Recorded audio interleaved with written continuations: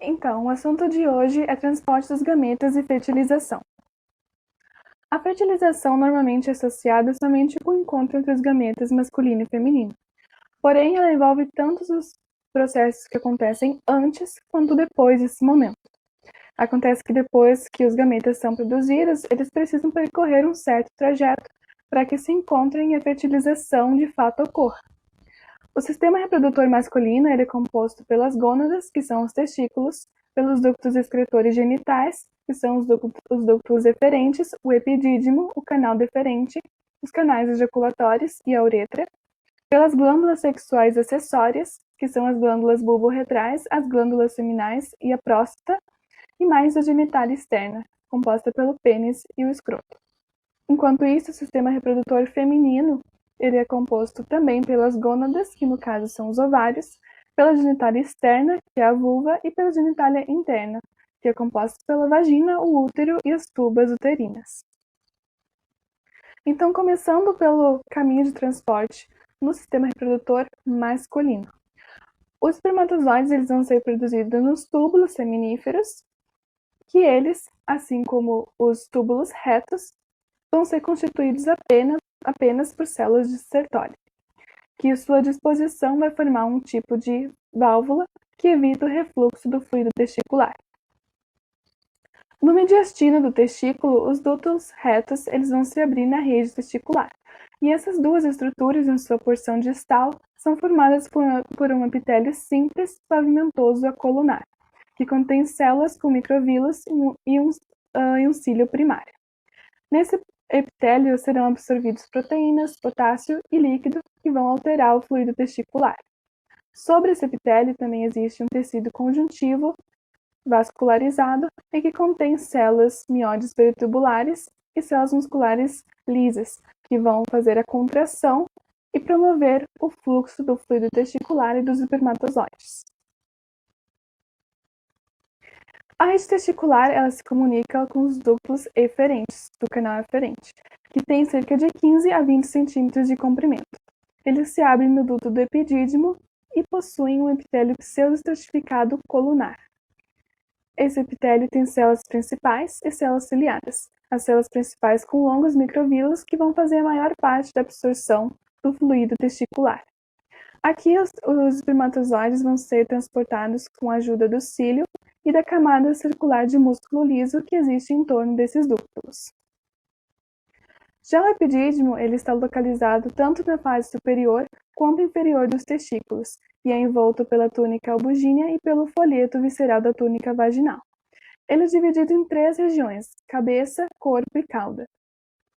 O seu epitélio é pseudoestratificado colunar com estereocílios, e nele ocorre a absorção de fluido testicular restante e também da gota de citoplasma perdida pelos espermatozoides. Nesse momento do transporte, também vai ser adicionada à superfície dos espermatozoides glicoproteína, produzida pelo complexo de Golgi. E esses processos vão causar a maturação dos espermatozoides, os tornando móveis. Mas junto a isso, também ocorre a decapacitação, que vai impedir a fertilização até que eles sejam transportados para o trato reprodutor feminino. Na cabeça do epidídimo, as células epiteliais e os estereocílios são mais altos, justamente porque essa é a região onde tem maior atividade absortiva e de secreção. Enquanto na cauda, a luz do tubo ela é mais ampla e preenchida com os espermatozoides, como é possível ver na imagem, justamente porque é aí que eles serão armazenados até que ocorra a ejaculação. O transporte dos espermatozoides na cabeça e no corpo ocorre principalmente pelas contrações peristálticas, fazendo com que as células se movam lentamente. Enquanto na cauda existe uma camada muscular mais espessa com fibras amielínicas simpáticas. E quando há liberação de noradrenalina, essa camada ela se contrai e expele os espermatozoides para o canal deferente. O canal deferente, então, ele vai sair da bolsa escrotal e penetrar na pelve, passando posteriormente a bexiga e se unindo aos ductos das glândulas seminais, formando os ductos ejaculatórios, que se abrem na uretra prostática. O seu epitélio é pseudoestratificado colunar com estereocílios. Há também uma espessa camada de músculo disposta em duas subcamadas, uma interna e outra externa, e ela é inervada pelo sistema nervoso simpático. Então, novamente, quando haver a liberação da noradrenalina, essa camada se contrai e transporta os espermatozoides por meio da ejaculação. E externamente há também uma adventícia. Na porção terminal dos canais deferentes existe uma dilatação em fuso, que é chamada de ampola. Ela tem um epitélio também pseudoestratificado colunar, porém é sem estereocílios. Ela realiza secreção e também fagocitose dos espermatozoides degenerados. A sua camada muscular ela é mais fina e menos regular. A uretra é um canal com mais ou menos 20 centímetros de comprimento e é dividida em uretra prostática, membranosa e peniana. A uretra prostática tem um epitélio de transição, enquanto a membranosa e parte da peniana possuem um epitélio pseudoestratificado ou estratificado colunar. A uretra membranosa ela é circundada por um esfíncter externo da uretra. Na fase orgásmica, esse esfíncter, que é constituído por músculo estriado esquelético, relaxa, fazendo com que os músculos perineais da raiz do pênis se contraiam e expelindo o ejaculado para fora. Agora sobre as glândulas sexuais que atuam nesse sistema. As glândulas bulborretrais ou de Cowper se situam na parte posterior do bulbo do pênis e são de um tamanho muito pequeno, mais ou menos de uma ervilha. Elas são responsáveis pela emissão pré-ejaculatória de 2 a 3 gotas de fluido mucoso, que neutralizam qualquer traço de urina ácida que possa estar presente e também lubrificam a uretra. A próstata está localizada na pelve inferiormente à bexiga. Ela tem uma cápsula de tecido conjuntivo denso ricamente vascularizado e também com células musculares lisas. Ela possui cerca de 30 a 50 glândulas, que são classificadas como glândulas mucosas, submucosas e principais, que se abrem na uretra. Ela também tem um estroma fibromuscular com muitas células musculares lisas, e a contração dessas células promove a saída da secreção das glândulas. A secreção da próstata é um fluido claro e levemente ácido, e esse fluido promove a regulação e metabolismo das células epiteliais. Ele também contém enzimas que liquefazem o sêmen e poliaminas que são bacteriostáticas. As glândulas seminais, elas são um par e se originam da porção distal dos ductos deferentes. Têm mais ou menos 15 centímetros de comprimento e são enroladas sobre si mesmas. A estrutura sacular novelar dessas glândulas é constituída por 3 túnicas: a mucosa, a muscular e a adventícia. A mucosa ela é preguiada, o que aumenta a área de secreção da glândula. Ela tem um epitélio secretor com uma camada de células cúbicas ou colunares. Sob esse epitélio há uma lâmina delgada de tecido conjuntivo frouxo e com fibras elásticas. Também existe uma camada interna e uma camada externa de músculo liso, que durante a ejaculação promove a contração muscular e impele a secreção para os dutos ejaculatórios.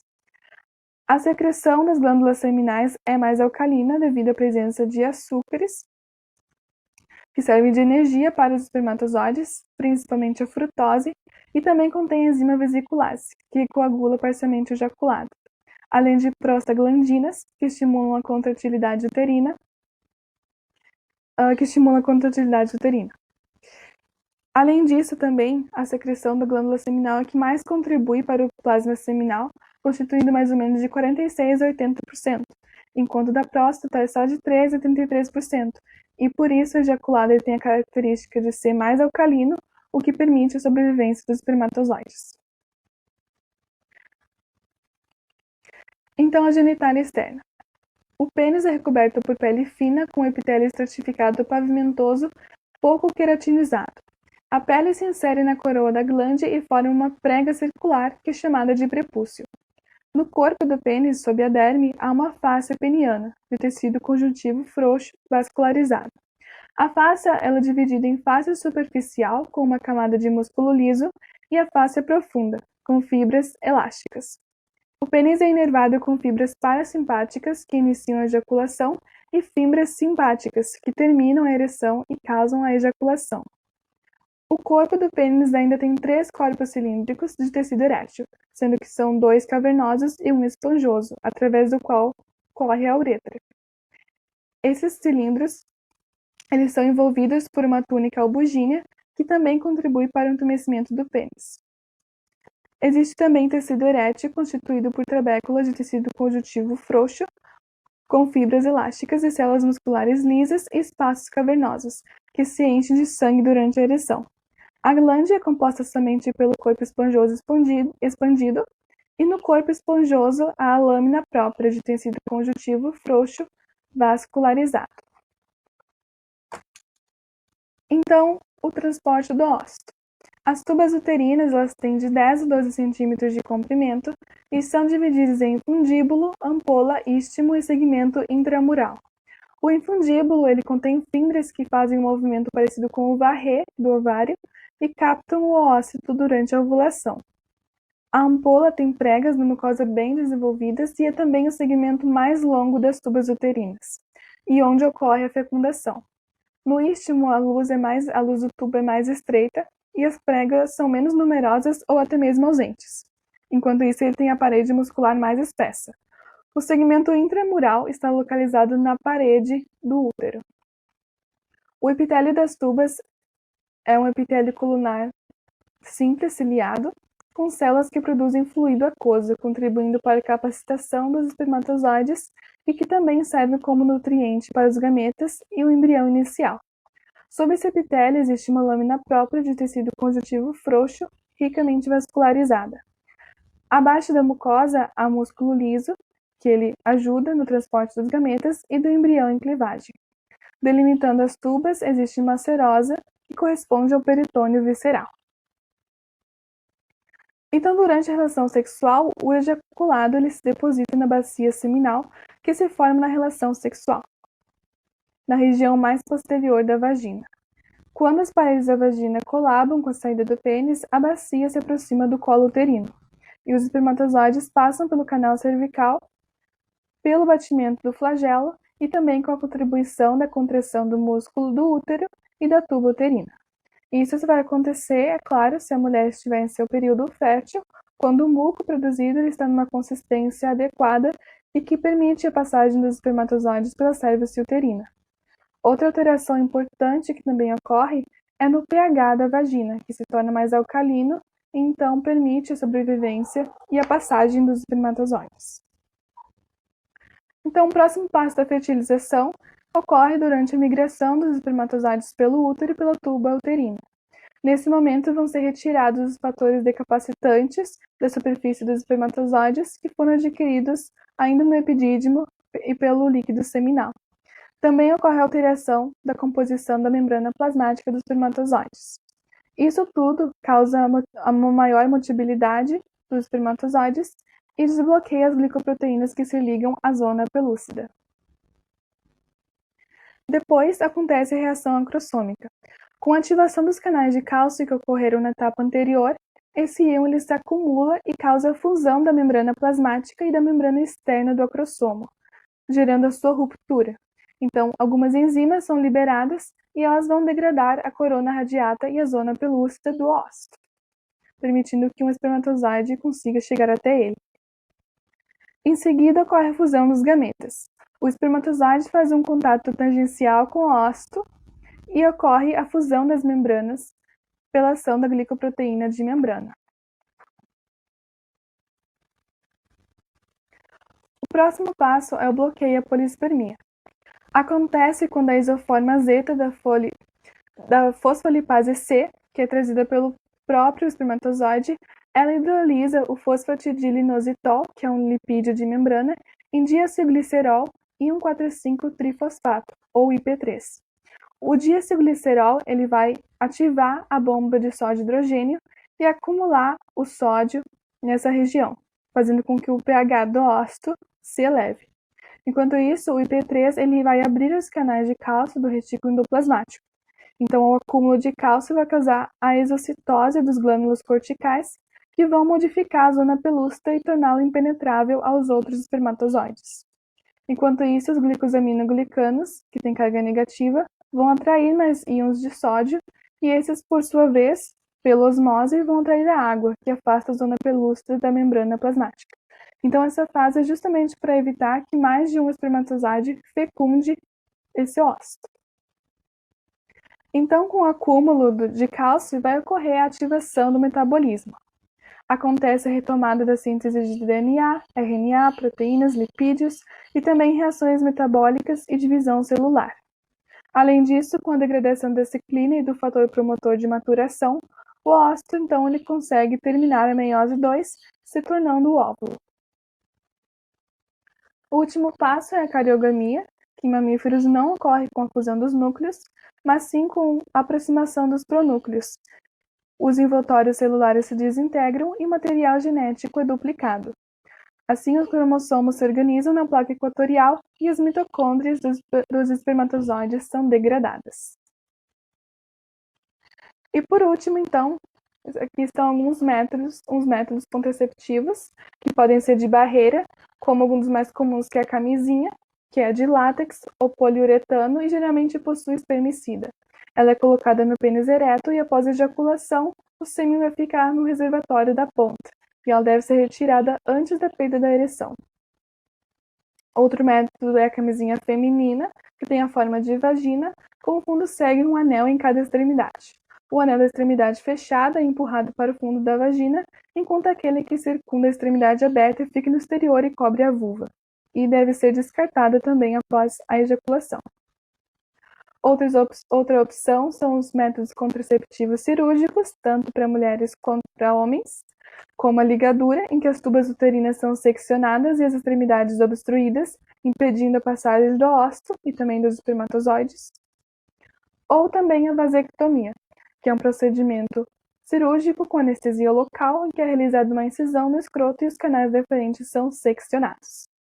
As suas extremidades são ocluídas e isso faz com que seja interrompido o transporte dos espermatozoides, que passam a ser fagocitados pelas células epiteliais, tanto do epidídimo quanto do canal deferente. E é isso.